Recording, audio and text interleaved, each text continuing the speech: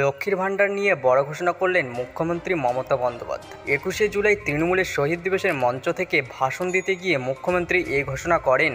তিনি জানান, ডিসেম্বর থেকে লক্ষ্মীর ভাণ্ডারের জন্য আবেদন নিয়ে কাজ শুরু করবে সরকার। তিনি আরও বলেন, লক্ষ্মীর ভাণ্ডার, কন্যাশ্রী ও রূপশ্রী প্রকল্পের জন্য আমরা 60,000 কোটি টাকা খরচ করেছি। লক্ষ্মীর ভাণ্ডার, বাংলার বাড়ি, বিধবা ভাতা আরও দেওয়া হবে ডিসেম্বর থেকে। আমাদের কাছে যে লিস্ট আছে সেটা নিয়ে কাজ হবে। 2,15,00,000 মহিলাকে 40,000 কোটি টাকা লক্ষ্মীর ভাণ্ডারে দিয়েছি। মানবিক ভাতা, বার্ধক্য ভাতা প্রায় 29 লক্ষ মানুষকে দিয়েছি। স্বাস্থ্যসাথীতে 10,000 কোটি টাকা দিয়েছে বিনামূল্যে চিকিৎসার জন্য। এছাড়াও হাসপাতালের সরকারি তরফে প্রচুর সাহায্য করি আমরা। বাংলাদেশের উত্তাল পরিস্থিতি নিয়ে সরাসরি মন্তব্য না করলেও আজ বড় ঘোষণা করেছেন মুখ্যমন্ত্রী। তিনি জানান, কোনো অসহায় মানুষ এদেশে শরণার্থী হতে চাইলে রাজ্য সরকার আশ্রয় দেবে। 21শে জুলাইয়ের মঞ্চ থেকে এই বার্তা দিলেন মমতা বন্দ্যোপাধ্যায়। অর্থাৎ তৃণমূল নেত্রী বোঝাতে চাইলেন, বাংলাদেশের নির্যাতিত মানুষ আশ্রয় চাইলে রাজ্য সরকারের দরজা খোলা। সরকারি চাকরি ও শিক্ষাক্ষেত্রে কোটা সংস্কারের দাবিতে উত্তাল বাংলাদেশ। পড়ুয়া, পুলিশ ও শাসক দলের সদস্যদের খণ্ডযুদ্ধ।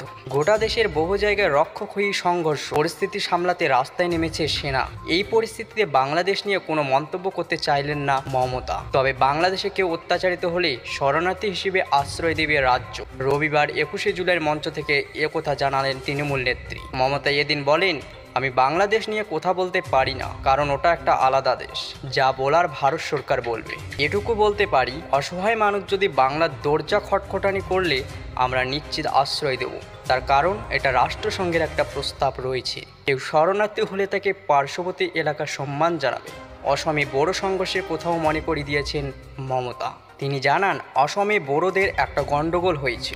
আলিপুরদুয়ারে তারা দীর্ঘদিন আশ্রয় নিয়েছিলেন। আমি গিয়ে দেখা করে এসেছিলাম। তবে বাংলাদেশ নিয়ে এদেশে কোনো অশান্তি বরদাস্ত করা হবে না বলেও সাফ জানিয়েছেন নেত্রী।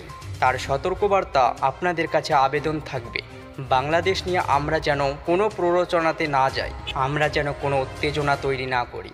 আমাদের সহমর্মিতা তাদের জন্য আছে। ছাত্রছাত্রীদের তাজা প্রাণ চলে যাচ্ছে।